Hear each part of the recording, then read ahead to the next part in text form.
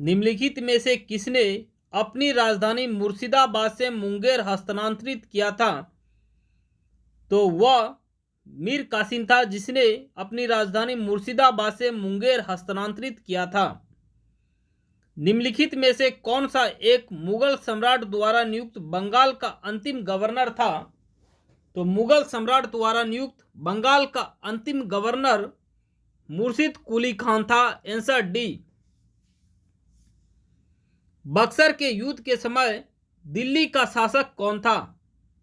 तो बक्सर के युद्ध के समय दिल्ली का शासक शाह आलम द्वितीय था। आंसर डी, शाह आलम द्वितीय। बक्सर के युद्ध के समय बंगाल का नवाब कौन था? तो बक्सर के युद्ध के समय बंगाल का नवाब मीर जाफर था।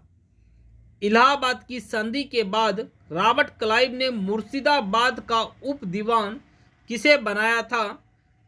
तो रॉबर्ट क्लाइव ने मुर्शिदाबाद का उप दीवान मोहम्मद रजा खान को बनाया था। सम्राट शाह आलम द्वितीय ने ईस्ट इंडिया कंपनी को बंगाल, बिहार तथा उड़ीसा की दीवानी कब प्रदान की थी? तो शाह आलम द्वितीय ने 12 अगस्त 1765 को दीवानी प्रदान किया था। आंसर ए। प्लासी के युद्ध के समय बंगाल के नवाब का सेनापति कौन था, जिसने युद्ध में विश्वासघात किया था? तो वह सेनापति मीर जाफर था, जिसने प्लासी के युद्ध में विश्वासघात किया था। और प्लासी का युद्ध 23 जून 1757 को हुआ था। निम्नलिखित में से किसे स्वर्ग से उत्पन्न सेना नायक कहा जाता है? तो स्वर्ग से उत्पन्न सेना नायक रॉबर्ट क्लाइव को कहा जाता है। Answer A. बक्सर युद्ध के समय ब्रिटिश सेना का सेनापति कौन था? तो वह सेनापति हेक्टर मुनरो था। सिख साम्राज्य का संस्थापक किसे माना जाता है? तो सिख साम्राज्य का संस्थापक महाराजा रंजीत सिंह को माना जाता है। आंसर बी, महाराजा रंजीत सिंह। सिख धर्म के संस्थापक किसे कहा जाता है? तो गुरु नानक देव को कहा जाता है। महाराजा रंजीत सिंह ने सुप्रसिद्ध कोहिनूर हीरा किससे प्राप्त किया था? तो महाराजा रंजीत सिंह ने कोहिनूर हीरा शाह शुजा से प्राप्त किया था। Answer A, Shah Shuja. महाराजा रंजीत सिंह सुकरचकिया मिसल से संबंधित थे और इन्होंने कोहिनूर हीरा शाह शुजा से प्राप्त किया था। तृतीय एंग्लो मैसूर युद्ध के दौरान बंगाल का गवर्नर कौन था? तो तृतीय एंग्लो मैसूर युद्ध के दौरान बंगाल का गवर्नर लॉर्ड कॉर्नवालिस था। Answer B. तृतीय एंग्लो मैसूर युद्ध 1790 से 1792 तक हुआ था। अंग्रेजों के शासनकाल में भारत के आर्थिक दोहन के सिद्धांत को किसने प्रतिपादित किया था? तो आर्थिक दोहन का सिद्धांत दादा भाई नेहरू जी ने दिया था। Answer C. किस गवर्नर जनरल ने भारत में अस्थायी भू राजस्व व्यवस्था स्थापित की थी? तो भारत में अस्थायी भू राजस्व व्यवस्था लॉर्ड कॉर्नवालिस ने प्रारंभ किया था। Answer B. और लॉर्ड कॉर्नवालिस ने अस्थायी बंदोबस्त 1793 में प्रारंभ किया था।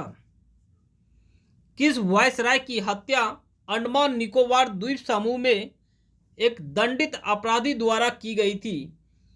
तो वह वायसराय लॉर्ड मेयो था। आंसर सी।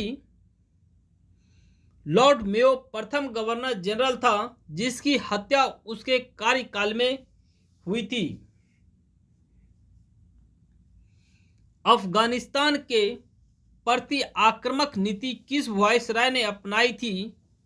तो अफगानिस्तान के प्रति आक्रामक नीति लॉर्ड लीटन ने अपनाया था। Answer B, Lord Lytton. Bharat की पहली जनगणना लॉर्ड मेयो के समय में 1872 में प्रारंभ हुआ था और भारत में नियमित जनगणना लॉर्ड रिपन के समय 1881 में प्रारंभ हुआ था। निम्नलिखित में से कौन भारत का एकमात्र अयहूदी वाइसराय था?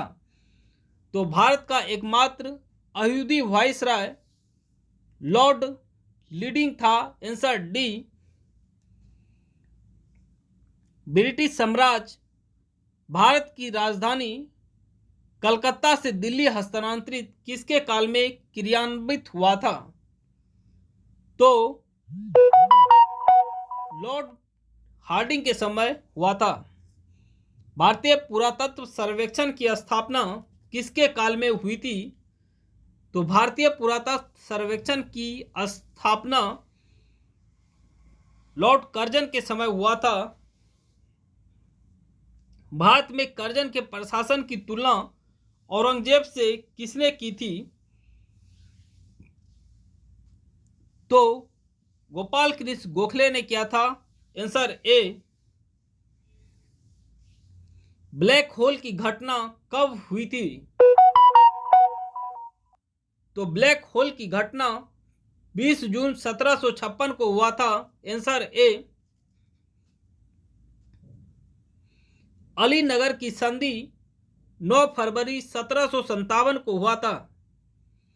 प्लासी का युद्ध 23 जून 1757 को हुआ था और बक्सर का युद्ध 22 अक्टूबर 1764 को हुआ था। बंगाल में द्वैत शासन किसके द्वारा लागू किया गया था?